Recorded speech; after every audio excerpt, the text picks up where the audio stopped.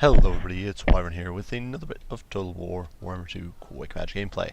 This time around we are on MP Blue Reach River playing as the Tomb Kings against the Dark Elves. So, as you can see, Manspam is the name of the game this time around, and for this composition, I definitely wanted to focus on an infantry build and then once again make it work. I'm actually a big fan of Tomb King infantry builds. I think they're actually very strong. They're one of those things people never expect, and they tend to do really well in my experience. But going in against the Dark Elves, obviously you have to be a little wary. Might see Sisters of Slaughter, you can see a good amount of light caps, so you have to be ready to counteract all of those things. So my lord here, I did decide, and in my previous experience with bringing an infantry build against Dark Elves, I'd kind of gotten dumpstered by their light caps, so I wanted to make sure that that wouldn't happen again. So here for my build, Lord Tomb King. This is basically the go-to infantry support lord for me.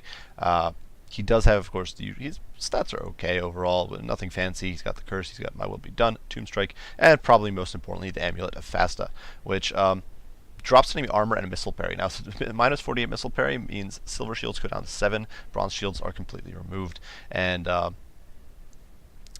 or most silver shields. I guess if you had chosen with shields with this, they'd lose 12, or they'd be down to 12, so a little better. But nonetheless, the Amulet of Fasta, huge missile parry debuff, large or decent minus 30 armor. So against, for example, Dark Shards that are shielded, you can easily just annihilate them because they lose all their armor and they lose most of their missile parry, and they just can't hold up to your archery.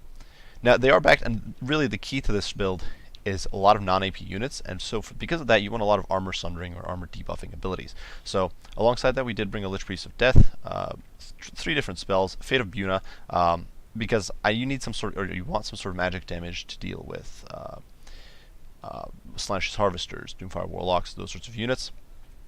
Soul Blight, once again for that armor debuff, as well as the weapon damage debuff. It'll make my Tomb Guard's life a little easier. Spirit Leech, in case I need to snipe lords. Life Leeching, of course. And then Nefarious Scrolls of Might Incantations, and the old Curse of Zar. So, trying to get more Winds of Magic in there and get as much of spell power as I can. Alongside them, a Tomb Prince. So once again, providing another debuff to armor. Minus 30 armor, minus 22% physical resist for 44 seconds with the Blade of Setep, which is a huge debuff. We've already got 3 different armor debuffs between just our 3 characters. We also got Tomb Strike, Curse of Jaff, which is a great ability, and then Guardian, providing extra physical resistance to my Spellcaster and Lord. The front line, pretty cost efficient and pretty powerful. 3 Tomb Guard and the Kepra Guard, all of which they'll trade well with, say, Blackheart Corsairs. They'll do well against lower end Dark Elf Infantry. The only thing they'll really struggle against is Sisters of Slaughter and the higher end stuff. But for that, we've got our archers and we've got our armor debuffs and stuff like that. On the flanks, 2 units of Spearmen and then 2 units of Tomb Guard with Halberds, providing a defense for our gun box here. And the archery box, you can see 3 units of Skeleton Archers and then the Blessed Legion of Demonetization. So 4 different armor debuffs, definitely hoping to get a lot of value out of them, figuring my opponent would probably bring at least some sort of armor that these guys could be good against. For the rest of my opponent's build, he decided to go with a very light cap heavy force in the back here. He's got the Slanish's Harvesters, very powerful unit, then 2 units of Dark Archers Shields, so some good and potential interference on my backline. But his main army is here in the front with Marathi. She is not a bad choice in this matchup, honestly. She's got her debuffs, great debuffs between Hard-Render and Dark Sword, and Enchanting Beauty. Soul Blight, which is an odd choice against Tomb Kings, to be quite fair. However, it can make Blackheart Corsairs a lot better against, say, Tomb Guard, who does have 50 armor, so you drop it down to 20, and then they're very, very vulnerable. Soul Stealer, of course, to keep her tough, and then Deadly Onslaught. So pretty cheap sort of Marathi build here, but still, she does have AP. She has anti-large. She could definitely hit okay. For his main line, my opponent did bring a pretty cheap group here. He's got Bleak Swords, 2 units of Blackheart Corsairs, and Helabroni. They are, however, backed by a Death Hag, who can do pretty well against, say, Tomb Guard or Kepra Guard. She's got 80 armor, which is not bad. She's got Poison. She's got a bonus versus infantry of 20, so pretty significant. She's a Chariot, she'll just run amok.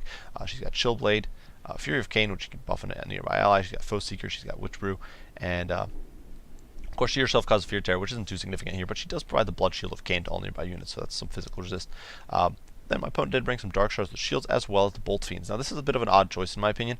Granted, they are a regiment of renown that has armor that has extra range, but the shield breaking against Tomb Kings I don't think is that useful, because their infantry's honestly not good enough to be using your to be focusing. You usually want to be focusing out there, say, their lords or their monsters. in which case I feel like you're better off just bringing some dark shards and saving the money, investing it elsewhere. My opponent also did bring a Charybdis, which you can see here, which of course does have some really monstrous anti-large stats. Fear, Terror, of course it does cause that debuff in an AoE with the Abyssal Howl.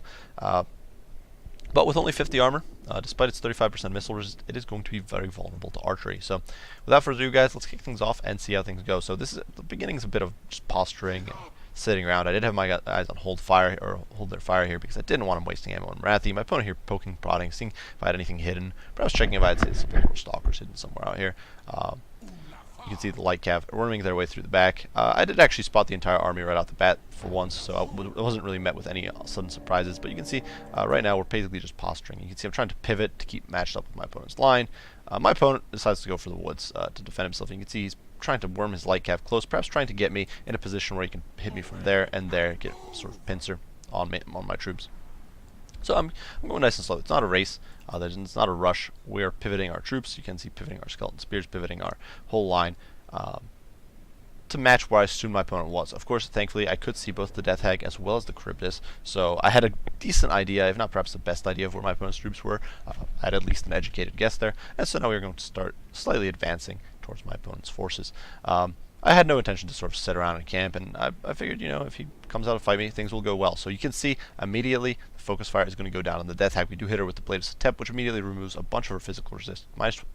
Completely removes the 22% physical resist, or her 6% physical resist, and then also removes 30 armor. Stack that on top of the debuff coming in from the Blessed Legion of Demonetization. She's already down to 20 armor, which means that here you're very, very vulnerable. Even with the slight missile resist, she's going to be in for a world of hurt. And you can see all those archers. My opponent trying to juke a bit desperately there, but we do come in with a Soul Blight, sort of finishing blow, coup de grace, and this Death Hag is going to have a horrible time. She's trying to push in with the Charybdis, trying to use perhaps the Charybdis as a bit of a shield, but you can see just with no armor, that negative physical resist, she's melting, and she actually gets body blocked there by her own Charybdis and gets annihilated by a bunch of skeleton archery fire. So massive value. If we look, you can see these guys have shot like 3 volleys. So incredibly cost-efficient stuff, and already we've taken a Death Hag off the field, which is easily probably about 1,500 plus gold right there.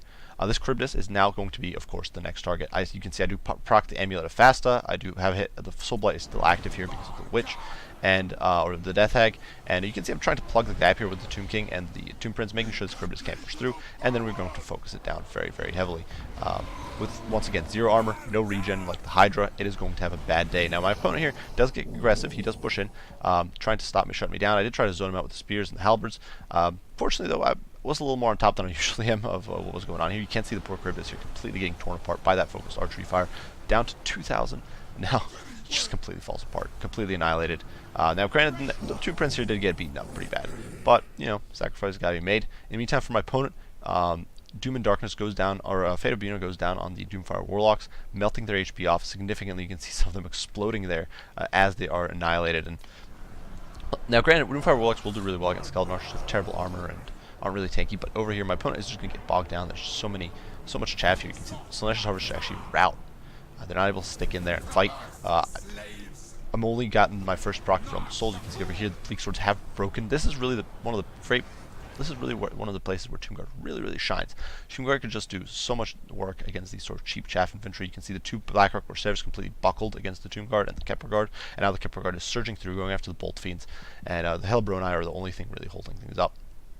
Over here, my opponent does have some Dark Riders trying to hold things up, but once again, although Soul Stealer goes down, and it's going to do good amounts of damage, we still have this Lich Priest, and we've got the Tomb King, we've got all these archers who will be able to fire, we've got the Halberds. My opponent's only really shut down 2 archer units, and we still have all these Halberds, we've got the Spears, and so my opponent's in a bit of a grim spot. You can see here the Dark Riders are getting shut down, and the problem is that my opponent, even if he does manage to shoot down all my shooting at this point, he's just starting to run out of troops. Now granted, the Dark Shards here reforming ranks, trying to provide some support for the fleeing Bolt Fiends, but that is going to expose them to flank fire. They are going to get hit by that debuff, and they are going to get completely melted. So this is just some brutal crossfire coming in from the Tomb Kings. I do start hitting my opponent here, hitting Marathi with a Soul Stealer. I did hit her with a Curse of Jaff. Now, keep in mind, the Rampage, the way Rampage works in this game, it's a random chance when you're being hit of a unit rampaging. It's not a guarantee that you're going to rampage. So here I was trying to hit Marathi with Rampage, keep her pinned down, but I think it's like a random chance when you're damaged or something like that. But Ratha here, of course, she's not going to rampage, and so she takes a few hits here and there, probably from the spears she's pulling out. But it's not enough. It's not enough to cause her to rampage, and so she's actually going to be able to squeeze out. Now my opponent here does try to pincer the Tomb Guard. We can see with the Slaanesh Harvesters, but we are going to immediately turn on them. You can see the Tomb Prince diving in. And now some focused archery fire is going to come in. And despite their 40% missile resist or physical resist, these guys are not going to, with their 50 in armor, they're not going to hold up with a bunch of cheap sort of archery here. And my opponent's horsemen getting zoned out by this whole force of spears and polearms. The Slaanesh Harvesters completely getting wrecked. The Curse of Zar goes down because I didn't really have anything to use it on. Hellbroni getting destroyed.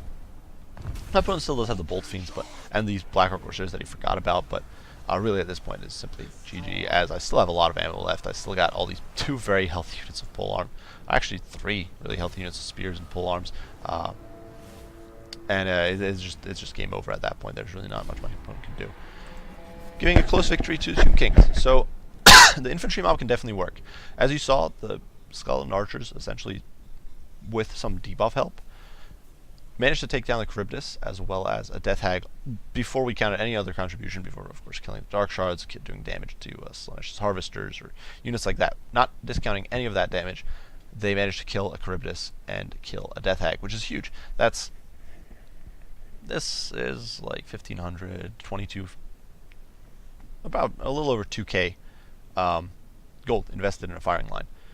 That took offline a Charybdis, which is 1,700, and then the Death Hag, which is at least 1,500. They took at least 3 to 4,000 of my opponent's resources, almost a third, probably about somewhere between a quarter and a third of his army off the board. And they did great. And my opponent had to invest quite a bit in those units. He wasn't really able to afford the sort of front line he would have probably wanted. So that meant the Tomb Guard could dominate. You can see the Tomb Guard 53, 52, even 34 there. The Kepler Guard 64 traded really well, beating those Black Orc Corsairs, the Bleak Swords, even the Hellbroni got beaten pretty bad. Ratha herself did some okay damage. She hit me with a Soul Stealer on quite a lot of units, so that probably raked in quite a few of those kills. But the Death Hag, no value. The Charybdis, nearly no value. The Dark Riders did some okay work. The Slaanesh Harvesters tried their darndest, but really they just couldn't cut the mustard. They just couldn't do it. And I still had all these polearms in reserve. The Tomb Guard with halberds, 2 very healthy spears. So definitely, now granted, my opponent did focus my Tomb Prince and my Lich Beast into Tomb King fairly heavily, so definitely they got some value there. But definitely it just shows the power of that Skeleton Horde, and it was really doing me proud here. Never underestimate Tomb King shooting, especially if they've brought a lot of debuffs. And if you're trying to make Tomb King shooting work, it can work. Now don't discount it, but make sure to bring, if you're going with the Skeleton Archer heavy build, make sure to bring debuffs to allow these guys to do some damage. If you don't bring debuffs, these guys are not going to do well. If I didn't have those armor debuffs, they'd do almost nothing to the Death Hag. They could probably waste all or most of their ammo on her and do almost nothing. So yeah, regardless, very potent stuff. They're incredibly strong. Be wary. Great game to my opponent, Dalek here. I do hope you guys enjoyed the video. Hope you found it entertaining, and perhaps it gave you guys some ideas on what to do with Tomb Kings. If you did enjoy it, be sure to leave a like and subscribe below if you have not already. Every bit of support helps. If you have any comments, any criticism, any questions, as usual, guys, don't hesitate to share down in the comment section. I'll try to respond as soon as I'm able. So, as usual, guys, I do appreciate you watching, and I will see you all in the next one. Bye for now.